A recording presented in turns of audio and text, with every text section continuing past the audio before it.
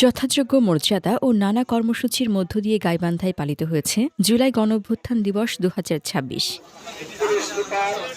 দিবসটি উপলক্ষে শহীদদের প্রতি শ্রদ্ধা নিবেদন, আলোচনা সভা, সংবর্ধনা এবং শহীদ পরিবার ও জুলাই যোদ্ধাদের সম্মাননা প্রদান করা হয়। বুধবার সকাল ১০টায় গাইবান্ধা পৌর পার্কে অবস্থিত জুলাই স্মৃতিস্তম্ভে ফুল দিয়ে শহীদদের প্রতি শ্রদ্ধা জানান জেলা প্রশাসক মোহাম্মদ মাসুদুর রহমান মোল্লা, জেলা বিএনপির সভাপতি ও জেলা পরিষদের প্রশাসক অধ্যাপক ডাক্তার মইনুল হাসান সাদিক এবং পুলিশ সুপার জসিম উদ্দিন। পরে সরকারি বেসরকারি প্রতিষ্ঠান, সামাজিক, সাংস্কৃতিক ও রাজনৈতিক সংগঠনের প্রতিনিধিরাও শ্রদ্ধা নিবেদন করেন। এরপর জেলা প্রশাসনের আয়োজনে ইনডোর স্টেডিয়ামে অনুষ্ঠিত হয় সংবর্ধনা ও আলোচনা সভা। পবিত্র কোরআন তিলাওয়াত ও গীতা পাঠের মধ্য দিয়ে শুরু হওয়া অনুষ্ঠানে অংশ নেন সংসদ সদস্য আবুল কাউসার মোহাম্মদ নজরুল ইসলাম, সরকারি কলেজের অধ্যক্ষ আব্দুর রশিদ, বীর মুক্তিযোদ্ধা সাইফুল আলম সাকাহ সহ শহীদ পরিবারের সদস্য, জুলাই যোদ্ধা এবং বিভিন্ন রাজনৈতিক দলের নেতাকর্মীরা। আলোচনা সভায় ৫ আগস্টের তাৎপর্য তুলে ধরে বৈষম্যহীন বাংলাদেশ গড়ার প্রত্যয় ব্যক্ত করা হয়। একই সঙ্গে শহীদ পরিবারের সদস্য ও জুলাই যোদ্ধারা দ্রুত জুলাই সনদ এবং গণভোটের রায় বাস্তবায়নের আহ্বান জানান